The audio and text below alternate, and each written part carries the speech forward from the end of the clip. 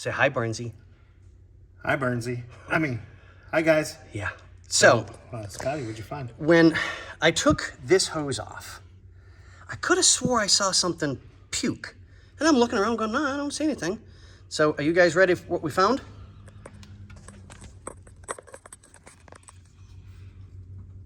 That's almost completely plugged. Legitimately.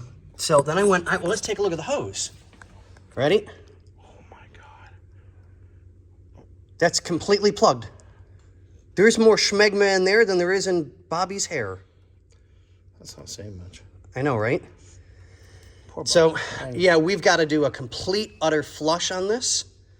Block, heater core, the whole 9 yards. This is bad. It's no bueno. Yeah, definitely no bueno.